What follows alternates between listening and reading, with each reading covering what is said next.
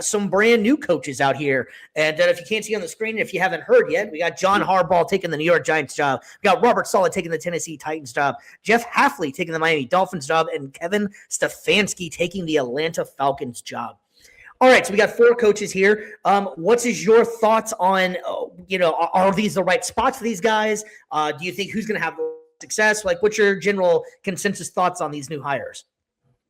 I think the one that, to me, that is super confusing and I don't know what's going to happen with is Jeff Hafley one. Like, we don't really know what he's going to bring to Miami. I know that he was the DC in Green Bay, but the defense in Green Bay this year was wishy-washy. When they ended up getting Micah Parsons, their run defense got a little bit better. Obviously, he goes out with a season-ending injury, so he gets up out of there. But their defense was like a roller coaster ride. Sometimes they were showing great glimpses of like, wow, this is like a top 5 defense. And then other games they were showing like, yo, where the hell are these guys playing? Who are they covering? Who are they tackling? So it's kind of weird bringing him in to see what he's going to do with the Miami Dolphins, and then especially the positions that the Dolphins are in. They don't know who's going to be their quarterback. They don't know if they're going to pay $50+ million to Tua sitting on the bench, or they're going to try yours, or there's rumors they might go for Malik Willis because Jeff likes Malik when he was the backup to Jordan Love this season and the previous season. I mean, the only thing that we do know that is positive here is that he has great relationship with the GM that they just brought in, who was the GM for the Packers. So, he was that's the only GM, yeah.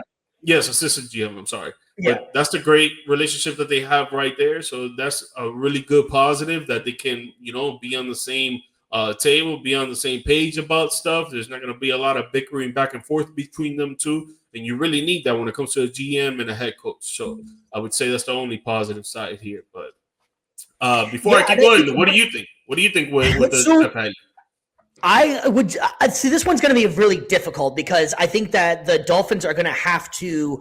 This is a long-term game right here because I think the Dolphins are going to have to do a whole hell of a lot of rebuilding. They got to figure out they're going to do with Tua. They owe him a lot of money, so that's not going to be necessarily easy to do. I think that he's coming in as a defensive guy, so maybe that's going to be the focus. But it's going to be definitely difficult, I think, for him overall out of all of these guys going forward because there's a pretty big mess over there in Miami right now. So I don't know. I hope that they give him a little bit of time to figure it out and not just make a knee-jerk reaction like a lot of these coaches have been doing. So that was going to be interesting. I was kind of confused with the Robert Saleh one as well, going to Tennessee. I don't know. I didn't think that was a good one at first until I started listening and reading a little bit more. And I actually think that one might be pretty good because I think Robert Saleh is a grown-up in the room, and I think he's going to be able to help out with them. And Tennessee's defense was horrible last year, and he's going to come in there and change the defense. I think it's all going to come down to whether he hires the right coordinator. And I believe Kingsbury is still out there, and I think that would be an awesome coordinator for him to get. Someone that would be a great offensive coordinator and let him come in there and you run your offense, I run my defense kind of style. So I think that one will be really interesting. But I think the one that's going to have the most immediate success here is Kevin Stefanski. I've always liked Stefanski ever since he was in Cleveland. I was kind of surprised when they fired him as well. But I think that team is ready to go. They kept the defensive coordinator, Jeff Ulbrich, I believe it was. And they ended up keeping they kept him. And he's also been a good an offensive guy as Kevin Stefanski. So I think with the weapons that Atlanta has, I think this was a great hire and a great job to get. But did you just hear this? The news about Baker Mayfield and him, the shot he just took him. Did you hear about this? Yeah. I mean, played 2 times in a row he threw him out like garbage. Yeah. So if you haven't heard, because this just recently came out, Baker Mayfield was going back and forth with someone on Twitter or something, and Baker Mayfield said a quote: "I failed is quite the reach, pal. Still waiting on a text/call from him after I got shipped off like a piece of garbage. Can't wait to see you twice a year, coach." So Baker Mayfield is fired up that he's going to be now in that division with them. That was some shots taken right there at Kevin Stefanski. I don't know what happened between them guys. I didn't realize there was maybe that much bad blood in there. And I know Baker's been kind of, upset about that since he got shipped off, which they have to look back and think that was a bad move, knowing what we know now. But you never know what's going to happen with these guys. But Man, Harbaugh to the Giants. He was really excited about this, and the dynamic there is kind of interesting. He's pretty much going to be running the entire show. He basically just checks in with the president, and that's about it, really. He's got a fat contract. I think he's going to have to put some coordinators around him that make it work, but I think it's really going to come down to how well Jackson Dart can take care of himself. I think Harbaugh's got the mentality, the knowledge, and he's a great leader. What's your thoughts on him going to the Giants?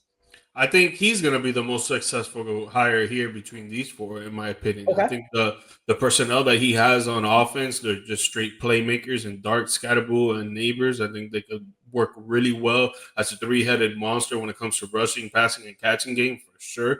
And then I love the defense. I mean, I know I had said this last year to you that they could have the best defensive front in the NFL, like if they really put their mind to it. And now with John Harbaugh coming in, that with the Baltimore Ravens, he was always defense first, defense first, defense first. I feel like he's going to really put in the motive there, try to hire a good DC that has the same motive as him, the same mentality as him. I think putting those pieces all together between these four teams, that these four new head coaches that have gotten hired, I think the Giants will be the most successful. With the Titans one, I really like Robert Saleh because you saw what he did with the New York Jets when that whole defense was going crazy, and the only problem was that their offensive line and their QB situation was horrendous. Here, he has a great QB situation with Cam Ward. He could probably be a phenom in the NFL. Obviously, the offensive line needs some little tune-up. He needs to draft one or two, or maybe try to trade or try to pick up in the free agent market. That's where it's going to get a little iffy there to try to protect Cam Ward, even though Cam Ward is a crazy playmaker. But when the defense, they were bad, but I think they have great personnel. They just didn't have good coaching. You bring in Robert Saleh, who's a defensive guru for the last 5 years, and I don't know, man. I think they could make a lot of noise. I get what you're saying with the Kevin Stefanski one, but what I don't like about the Falcons is their QB situation, because you got Michael Penix, it looks like he doesn't even know if he's going to play or not. He got 2 banged up knees. Kirk Cousins got a damn bad back that he's walking around there like he got a damn refrigerator around his body with that cage. And he's barely throwing darts anymore. So what are they going to do? Are they going to end up drafting another quarterback? They're going to bring in another quarterback, or they're going to try and thug it out with one of these quarterbacks and see what they can do. I don't know. Yeah, that is a major problem. I'm banking the fact on that Penix is going to be able to come back. I think that's the only reason I was thinking that would be a great job there. If he's not, I think you're completely right. That's going to be an interesting thing because they also traded those first-round picks last year to get who was it, Pierce, I guess it was, or I can't remember who exactly it was, but they made a big splash as well to get some defensive players in there. Cousins is getting a little bit older now. Now, Cousins was with Stefanski, though, and Minnesota. So they do have a little bit of history, and Kirk Cousins was balling at that point in Minnesota. So maybe he's able to get a little bit more out of Kirk Cousins, even though Kirk Cousins is starting to show his age in those injuries. But towards the end of the year, Cousins was coming around a little bit. He didn't look as bad as he was prior to, but still is definitely a little slow. And you kind of want Michael Penix to come into his own. I think that's going to be an interesting one. But with the Dolphins down there too, is I think the quarterback situation is definitely worth talking about down there too. And someone I was thinking that might be an interesting guy for them to go after maybe would maybe be like a Mac Jones coming in there with having you still got Waddle out there, and I don't know. I think Mac Jones might be a pretty decent pickup for the Dolphins possibly because they're gonna have to figure something out down there. But this is definitely an interesting thing, and there's still 6 jobs available. Isn't that insane, man? Have you ever seen a year where this many high-name profile coaches and teams are just out there? Usually it's 4 to 5 every year. You get some guys that go out there and stuff, but there are still 6 more jobs. It is a complete turnaround this year. Yeah, no, that's why I think Sean McDermott is going to get a job if he really wants it right now. Yeah, I think it'd be a shame if he doesn't, unless he absolutely doesn't not want to, like we were saying.